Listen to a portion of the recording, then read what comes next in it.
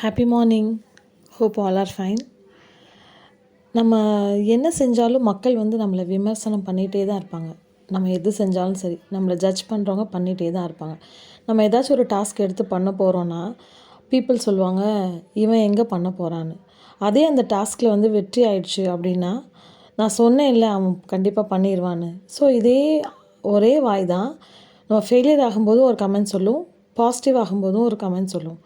So எந்த comments யார்கிட்டேருந்து வந்தாலும் சரி, உங்களுடைய ப்ராசஸில் நீங்கள் ரொம்ப ஃபோக்கஸ்டாக இருங்க. அதில் நிறைய கான்சன்ட்ரேட் பண்ணுங்கள்.